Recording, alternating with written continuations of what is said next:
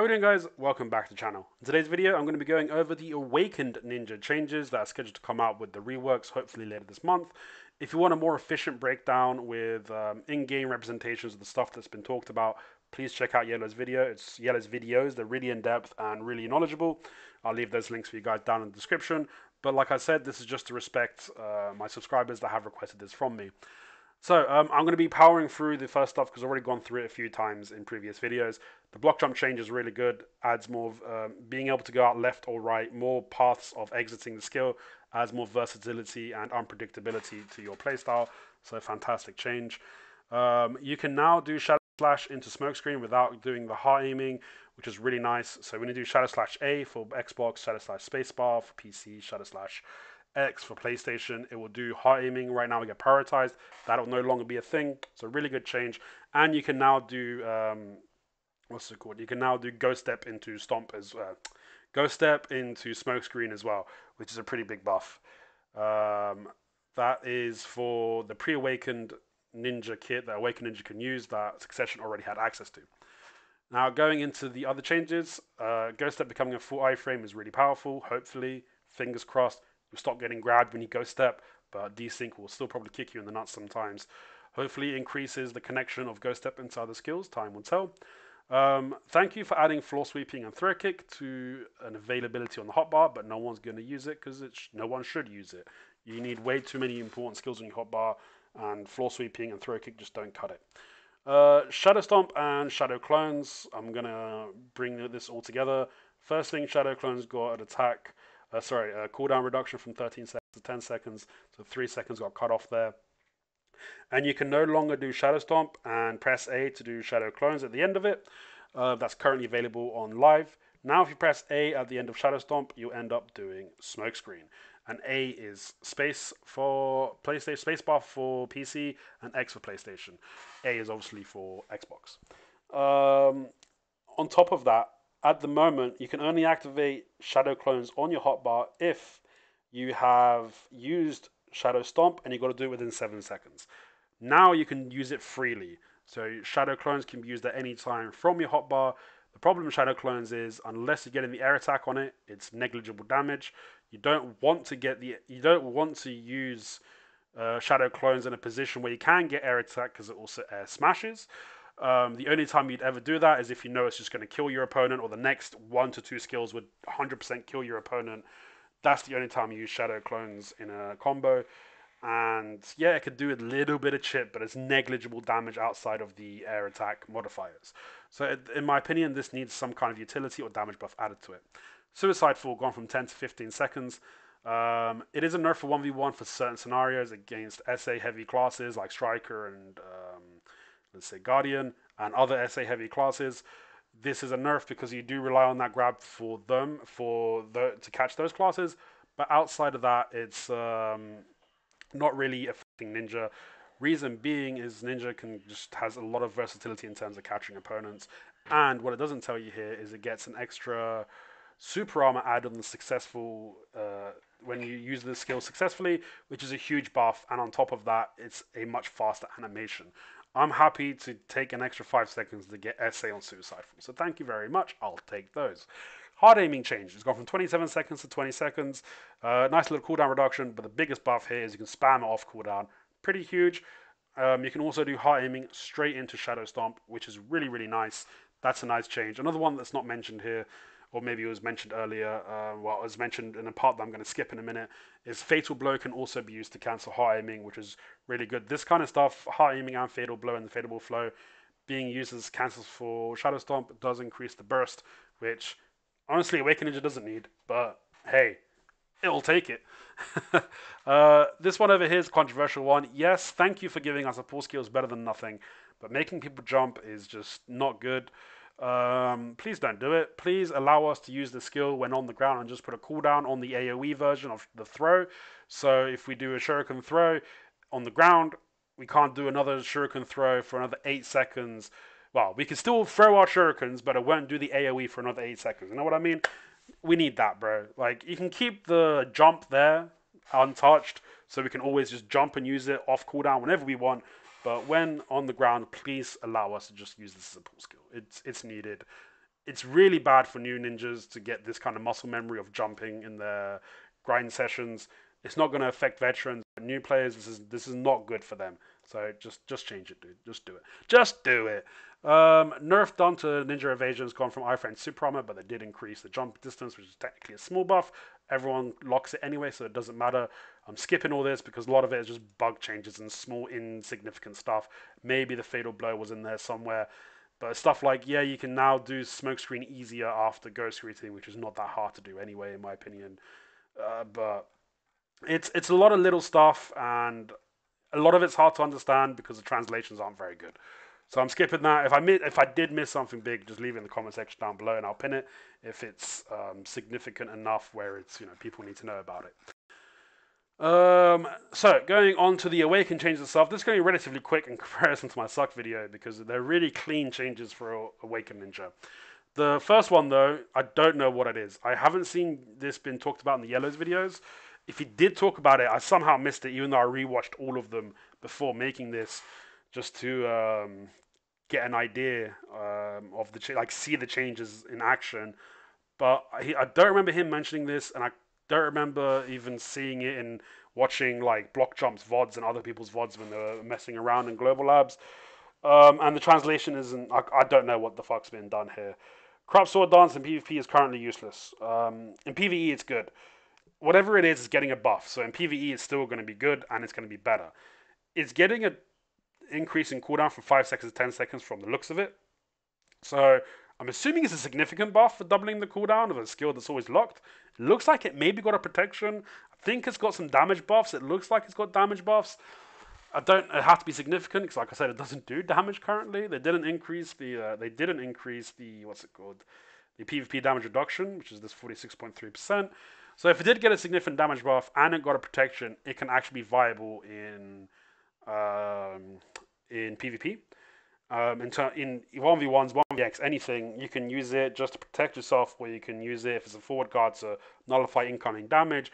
You can use it to chip. You can use it for protected combo damage. So if that is the case, it will have a lot more versatility, which would be great.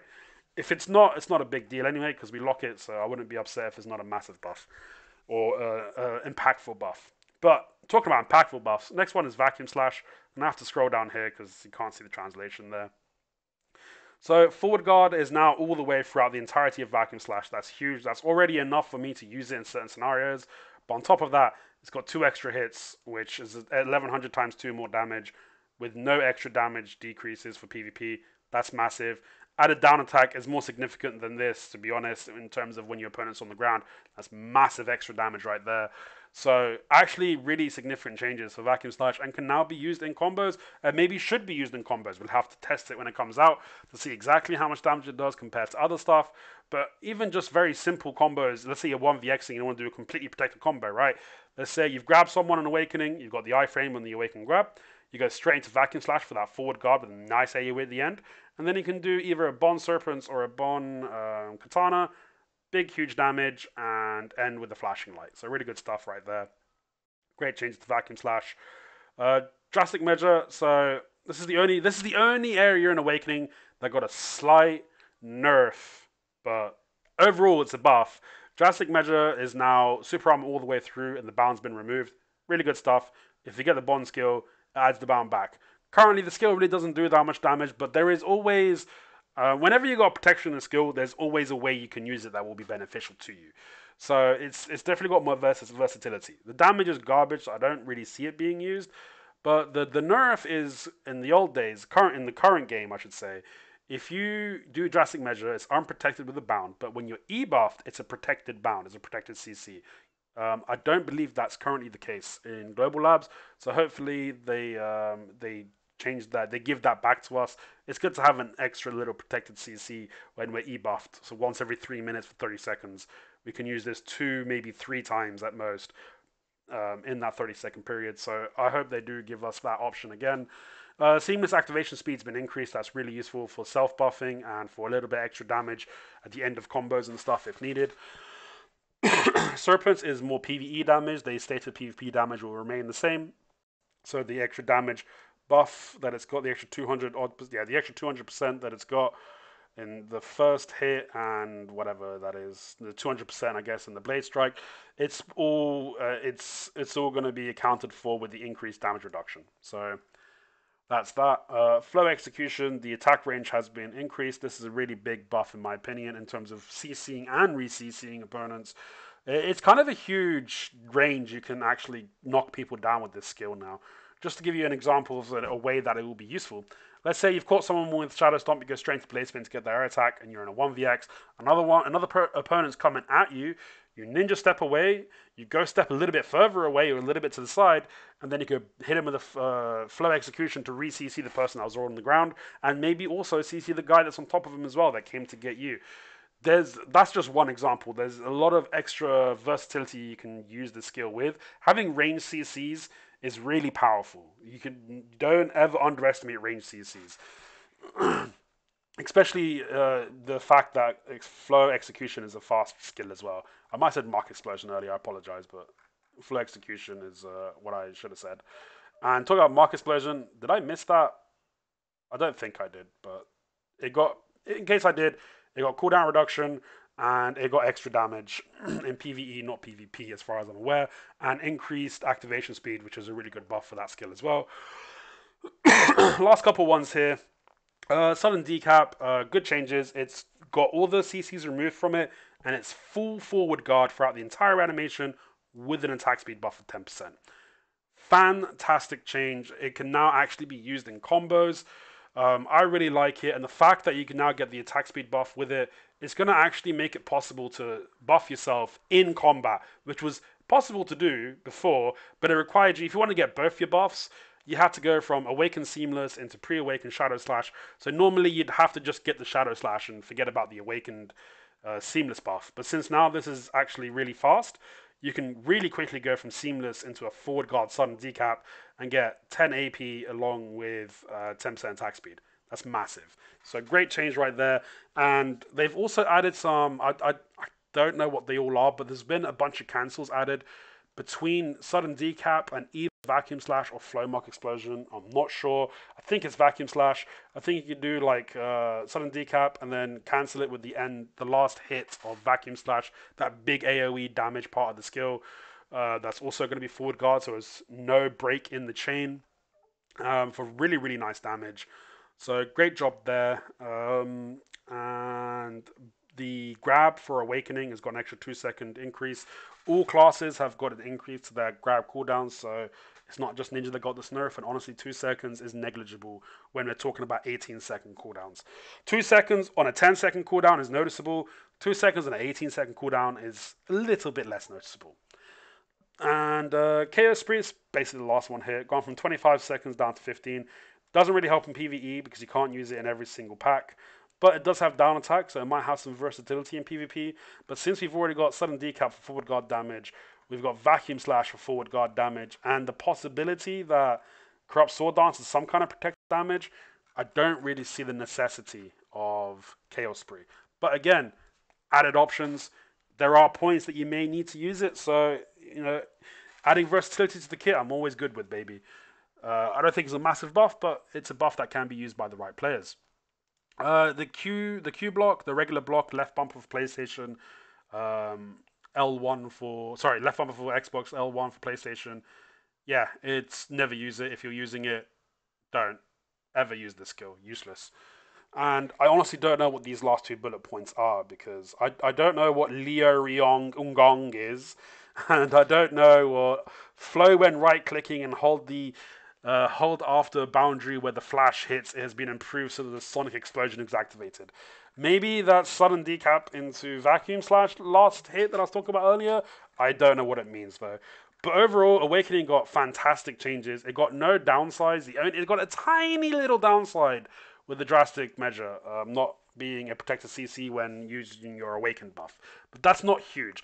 The amount of buffs that it's got is fucking crazy. Its PvE is going to be phenomenal. I don't know if it's going to be top tier, because I think the pull skill is one of the worst pull skills. But in just killing mobs, it might be top tier in like killing as fast as like the kill speed might be really high. It's just the grouping that might be a bit dodgy for Ninja. Awaken specifically, and Awakening, in my opinion, on console and current state is already better than Suck outside of 1v1. For 1VX, large scale XVX, I just think Awakening is the superior kit because of having protected re-CCs. It's a lot harder to be able to utilize Succession Ninja to its full potential on console in comparison to PC because things are slower, and you don't have that protected re-CC at all. Your good options for re-CCs for Suck is Crescent Slash. It will be Shuriken Flight after the reworks and Animation Cancel, Foxclaw. These are all fast re-CCs. They're all good re-CCs, but they're not protected. Whereas having that Bond Katana and Bond Serpents, that's not only protected but chunks. Serpents one-shotting people left, right, and center. Also having Vacuum Slash for burst. The burst and protected re-CC of Awakening is what makes it so strong, along with the forward guards. That just blocks so much damage that's coming towards you, allows you to stay in that fight a lot longer. Whereas Suck is taking way too much damage in anything outside of 1v1s, it puts a timer on how fast you can, how fast you have to be to deal with your targets. Because if you leave it up for too long, you're taking too much damage, you're running out of stamina, and you're just going to die. Whereas Awakening has, it can block a lot more damage to the FGs, dance around a little bit, and just one-shot people with Serpents, or do like Serpents and then kill them with the flashing light. It's super, super powerful. Having all these extra added forward guard fillers now between Vacuum Slash, between Sudden Decap, and potentially the protected Corrupted Sword Dance. This is going to add so much more variability to ninja combos, which means in 1VX, you can use Awaken stuff to kill one person, then pre-Awaken stuff to kill another person, then your Awaken stuff's off cooldown so you can kill a third person. Bro, it's going to let you just chain kills one after another as long as you're not going against meme targets. So, really well done over here. And I think that's everything. I guess this was for some reason in the succession here. The killer training is, if you're an evasion ninja, this is a buff. If you're a DR ninja, this is a nerf. Because evasion does nothing for you, the attack power stays the same, and if you're DR, you're just losing 2.5% accuracy. Also, evasion, you're losing 2.5% accuracy, which I would argue affects evasion more than DR, because DR has so much extra accuracy built in just because of the way DR works. With the Nuva giving you so much extra damage, the Beg's giving you more accuracy than Akutum, and more accuracy than Akutum combined with Libras, I should say, along with having easier access to accuracy accessories. It's gonna be rough, dude. It's gonna be rough. Hopefully they can add this in somewhere else into the kit. But that's basically my feedbacks. Summarized would be: give this 2.5% accuracy back to us some way. Whether it's within a skill, just buffing ourselves, or in a different passive. We need that back. Don't take away damage from Ninja. No, every class is getting fucking damage buffs. Don't reduce Ninja's damage. And it affects, like I said before, it affects Awakening a lot more than Succession. My other feedback is add some utility or damage to Shadow Clones. Make the Shuriken throw a better pull skill, so you don't have to jump to use it specifically. That's the way you can do that. Coming down. So many Kuno changes, it's crazy. Coming down to the Awakening, the only suggestion I've got for Awakening is drastic measure, giving the option back to CC people when you have your E-buff active. But really, really well done to PA for the Awaken Ninja changes. They're all fantastic across the board. Just the tiniest, smallest hiccup with one skill, but that's nothing compared to the benefits that we're getting. And Awaken Ninja is going to be in a great state post Reworks. So you're going to see me playing that a lot more than Succession, unfortunately, for the Succession. But we'll see. I hope you guys enjoyed. Leave your thoughts of the changes in the comments down below, and I'll catch you in the next video.